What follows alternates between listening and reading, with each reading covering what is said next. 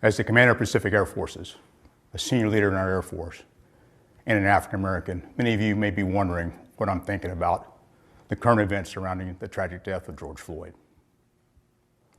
Here's what I'm thinking about. I'm thinking about how full I am with emotion, not just for George Floyd, but the many African Americans that have suffered the same fate as George Floyd. I'm thinking about protests in my country, 'tis of thee, sweet land of liberty, the equality expressed in our Declaration of Independence and the Constitution that I've sworn my adult life to support and defend. I'm thinking about a history of racial issues and my own experiences that didn't always sing of liberty and equality. I'm thinking about living in two worlds, each with their own perspective and views. I'm thinking about my sister and I being the only African Americans in our entire elementary school and trying to fit in. I'm thinking about then going to a high school where roughly half the students were African American and trying to fit in.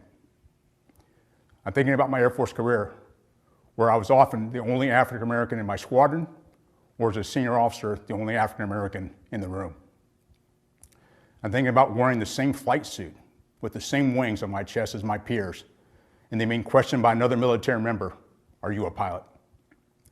I'm thinking about how I sometimes felt my comments were perceived to represent the African American perspective, when it's just my perspective informed by being African American. I'm thinking about some of the insensitive comments made without awareness by others. I'm thinking about being a captain at the Oak Club with my squadron and being told by other African Americans that I wasn't black enough since I was spending more time with my squadron than with them. I'm thinking about my mentors and how rarely I had a mentor that looked like me. I'm thinking about the sound advice that has led to my success, and even so, most of my mentors could not relate to my experience as an African American. I'm thinking about the pressure I felt to perform error-free, especially for supervisors I perceived had expected less from me as an African American. I'm thinking about having to represent by working twice as hard to prove their expectations and perceptions of African Americans were invalid.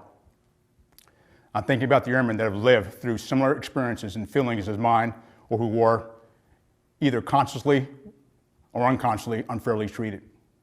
Conversely, I'm thinking about the airmen who don't have a life similar to mine and don't have to navigate through two worlds.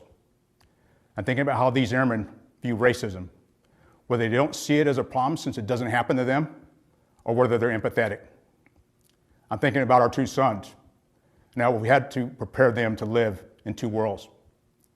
I'm thinking about the frank and emotional conversations my wife and I have had with them just this past week as we discussed the situations that have led to the protests around our country.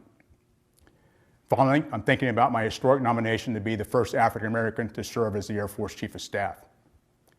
I'm thinking about the African Americans that went before me to make this opportunity possible.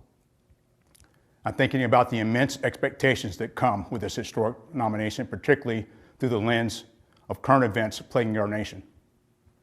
I'm thinking about how I may have fallen short in my career and will likely continue falling short living up to all those expectations. I'm thinking about how my nomination provides some hope, but it also comes with a heavy burden. I can't fix centuries of racism in our country, nor can I fix decades of discrimination that may have impacted members of our Air Force. I'm thinking about how I can make improvements, personally, professionally, and institutionally, so that all airmen, both today and tomorrow, appreciate the value of diversity and can serve in an environment where they can reach their full potential. I'm thinking I don't have all the answers on how to create such an environment, whether here in PACAF or across our Air Force. I'm thinking about, without clear-cut answers, I just want to have the wisdom and knowledge to lead during difficult times like these. I want the wisdom and knowledge to lead, participate in, and listen to necessary conversations on racism, diversity, and inclusion. I want the wisdom and knowledge to lead those willing to take committed and sustained action to make our Air Force better. That's what I'm thinking about. I want to know what you're thinking about. I want to hear what you're thinking about and how together we can make a difference.